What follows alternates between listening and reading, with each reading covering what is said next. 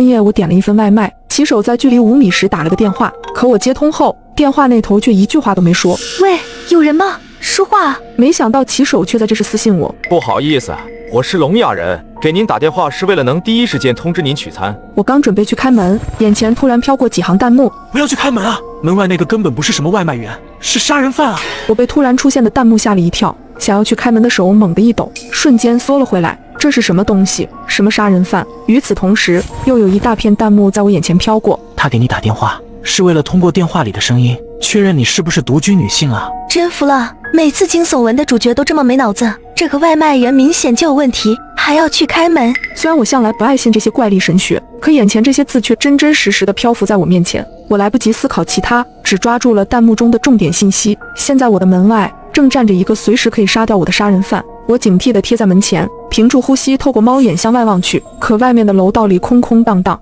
一个人影也没有。我的目光紧紧盯着猫眼外的楼道，很快发现了不对劲的地方。我们小区楼道内装的都是自动感应灯，只要楼道里有人，灯就会一直亮着。此刻楼道里明明一个人都没有，感应灯却久久亮着，这就说明楼道里藏了人，而这个人刚好在我的视野盲区。我立马关掉屋内的灯，而后低头看向大门底端的门缝处。屋内的灯熄灭后，原本门外的光会立刻透过门缝照进家里，可此刻大门正中间的门缝却被一团黑影结结实实地挡着。就在这时，我的手机突然亮了起来，是外卖骑手又发来了一条信息：你怎么还不取餐？是不是有什么问题？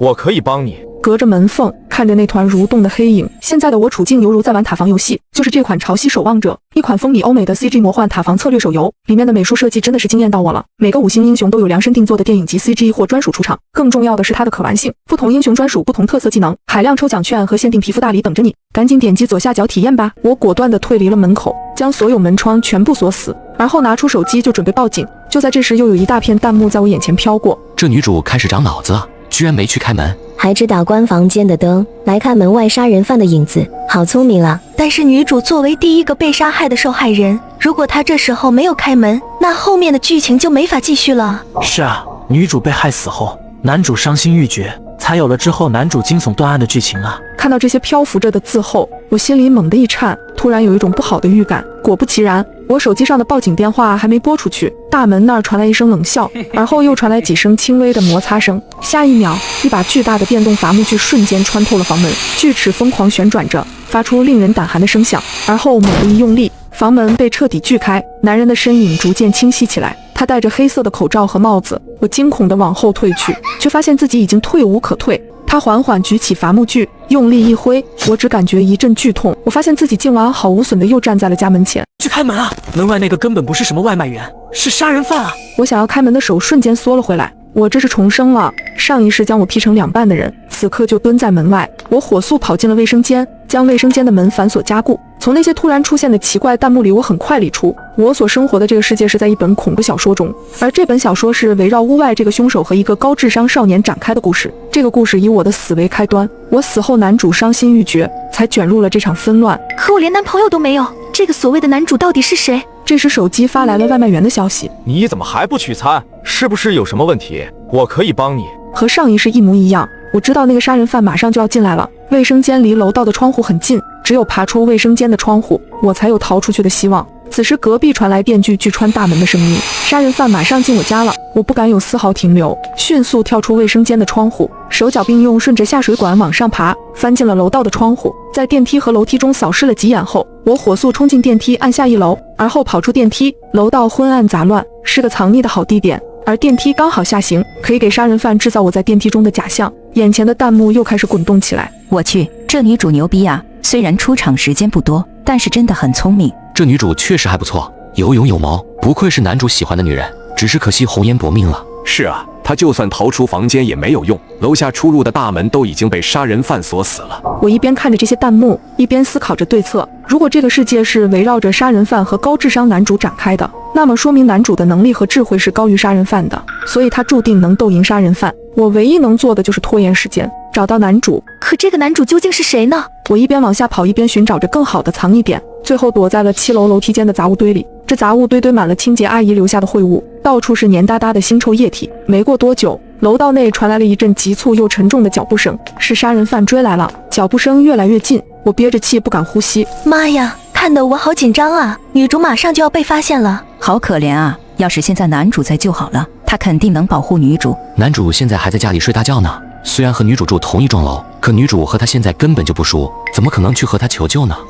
要是女主给男主发一条微信就好了。男主这个恋爱脑可是给他设置了特别提示音的，肯定可以救他。我抓住了弹幕中的重点信息，男主和我住同一幢楼，还有我的微信好友。与此同时，脚步声停在了我面前，我躲在杂物堆里，透过缝隙看着外面那团人影，心颤得厉害。好在他只是停了一会儿，很快就接着往楼下走了。我火速筛查微信列表的好友，很快找出了2个符合男主特征的人，一个是我的同班同学二蛋，另一个是小区中清洁工王大爷的孙子张大强。我愣了愣，这2个人我都不熟，但我还是编辑了求救信息，群发给了这2人。按照弹幕所说的，男主给我设置了特别提示音，那最快回消息的那个便是男主。很快手机震动了一下，是二蛋发来的。你躲在原地，现在千万不要乱动，我马上来找你。可下一秒，张大强也发来了消息，快离开现在待的这个位置，那个人是个高智商玩家，你那里已经不安全了。他们几乎是同时给我回了消息，到底哪个是男主？就在我犹豫不决的时候，楼道里又传来了一阵急促的脚步声。难道是那个杀人犯又回来了？就在这时，弹幕又滚动了起来。哇，女主向男主求救了，她怎么还同时求救了2个人？另一个人是谁？女主有救了，我们的大男主马上要来了，要提前看到男主那张帅脸了吗？我又抓住了关键信息，帅。二蛋那张脸确实很精致，我选择相信了二蛋，果断地躲在原地。楼道里的脚步声很快停在了我面前。小将，是你在里面吗？是二蛋。我揭开挡在身上的腥臭杂物，正好对上了面前的那张帅脸。不好意思啊，小将，我刚在外面吃了夜宵，我没来吃吧。二蛋的话还未说完，我突然感觉到了一丝不对劲。弹幕里之前说的是，男主虽然和我住在同一幢楼，可案发时男主正在家里睡觉，但二蛋却是从外面回来的。一股寒意自脚底直窜脑门，忽的一阵有规律却极缓的脚步声从二蛋身后传来。我颤抖着抬眼望去，那个人依旧戴着黑口罩、黑帽子，手中的电锯在昏暗的灯光下闪烁着寒光。他猛地举起凶器朝着二蛋砍去，二蛋甚至来不及反应，就已经倒在了血泊之中。下一秒，我也感觉一阵剧痛袭来，眼前的世界逐渐变得模糊。那些弹幕又出现了，女主居然不是第一个受害者了，这个小哥哥是谁啊？长得也好帅啊！楼上的瞎说，男主才是本文中最帅的。再醒来，我又回到了家门口，手依旧正要去开那扇门。教室规则：本教室在讲课期间需全程进行盲人摸象游戏。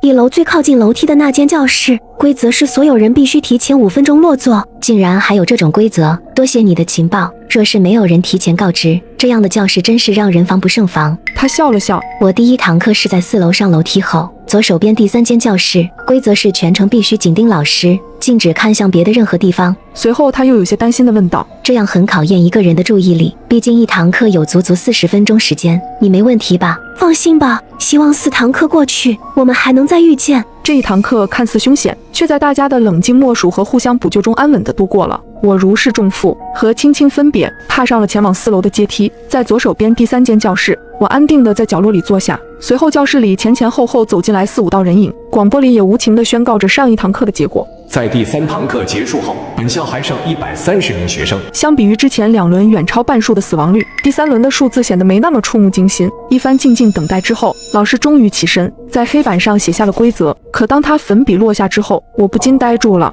他写的内容竟和青青所说的没有半点关系，根本不是什么全程紧盯老师。我相信青青不太可能用这种欺骗的手段加害我，所以说我们的猜测错了。哪怕同一间教室，每一堂课的规则也不尽相同，而这堂课的规则和上堂课类似，同样是一种游戏。教室规则：本教室在讲课期间需全程进行盲人摸象游戏。开始上课后，老师将会蒙住双眼，同学们有5分钟的时间在教室里藏匿。5分钟之后，蒙着眼睛的老师将在教室内摸索，被摸到的同学将被淘汰。请注意，本场游戏的范围圈定在教室以内，任何人踏出教室的范围都将被淘汰。待到上课铃声响起，老师顺势掏出一张黑色的手绢缠到了双眼上。我扫了眼前后门，发现这是唯一一次没有自动关上教室门的课堂。可以预想，如果有人为了逃避老师的摸索跨出那道门，将会直接变成4件的血肉。我观察了许久，实在没发现这教室里有什么地方好藏的，只好借着桌子翻到了立式空调的顶上。幸亏我算不上重，能勉强在上面站稳。随着5分钟倒计时结束，